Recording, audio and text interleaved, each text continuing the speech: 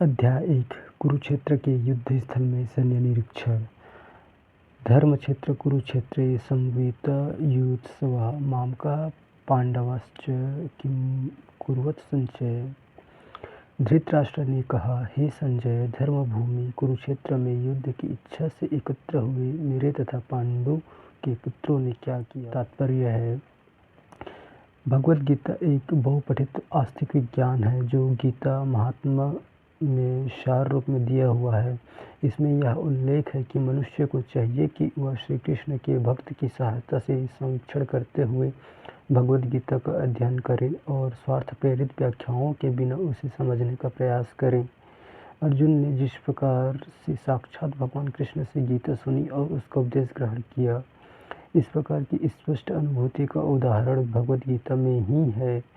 यदि उसी गुरु परंपरा से निजी स्वार्थ से प्रेरित हुए बिना किसी को भगवद गीता समझने का सौभाग्य प्राप्त हो तो वह समस्त वैदिक ज्ञान तथा विश्व के समस्त शास्त्रों के अध्ययन को पीछे छोड़ देता है।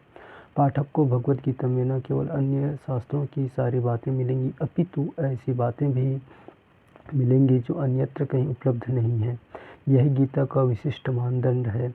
स्वयं भगवान श्री कृष्ण द्वारा साक्षात उच्चरित होने के कारण यह पूर्ण आस्तिक विज्ञान है। महाभारत में वर्णित धृतराष्ट्र तथा संजय की वार्ताएं इस महान दर्शन के मूल सिद्धांत का कार्य करती हैं।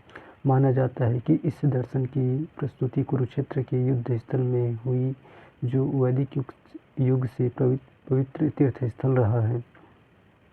इसका प्रवचन भगवान द्वारा मानव जाति के प्रथम प्रदर्शन हेतु तब किया गया जब वे इस लोक में स्वयं उपस्थित थे।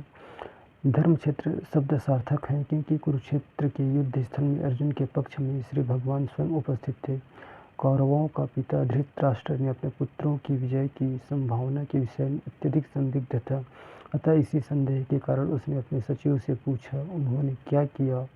वह आश्वस्त था कि उसके पुत्र तथा उसके छोटे भाई पांडु के पुत्र कुरुक्षेत्र की युद्ध भूमि में निर्णयात्मक संग्राम के लिए एकत्र हुए हैं। फिर भी उसकी जिज्ञासा सार्थक है। वह नहीं चाहता था कि भाइयों में कोई समझौता हो, अतः वह युद्ध भूमि में अपने पुत्रों की नियति, भाग्य, भावी के विषय में आश्वस्त होना चाह रहा था। चूँकि इस युद्ध को कुरुक्षेत्र में लड़ा जाना था, जिसका उल्लेख वेदों में स्वर्ग के निवासियों के लिए भी तीर्थस्थल के रूप में हुआ है, अतः धृतराष्ट्र अत्यंत भयभीत था कि इस पवित्र स्थल का युद्ध के परिणाम पर न जाने कैसा प्रभाव पड़े। उसे भली भांति ज्ञात था कि इसका प्रभाव अर्जुन तथा पांडु के अन्य पुत्रों पर अत्यंत अनुकूल पड़ेगा, क्योंकि स्वभाव से वे सभी पुण्यात्मा थे। संजय श्री व्यास का शिष्य था, अतः उनकी कृपा से संजय धृतराष्ट्र की कक्षा में बैठे बैठे कुरुक्षेत्र के युद्ध स्थल का दर्शन कर सकता था।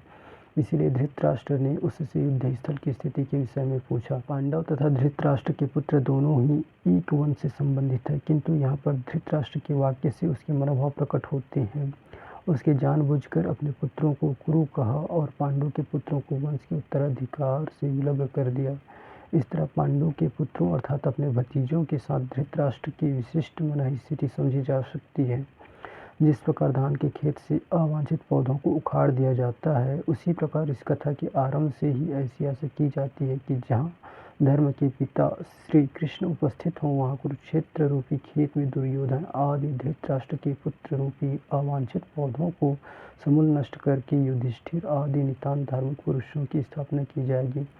यहाँ धर्मक्षेत्र तथा कुरुक्षेत्र शब्दों की उनकी ऐतिहासिक तथा वैदिक महत्ता के अतिरिक्त यही सार्थकता है। हरे कृष्ण।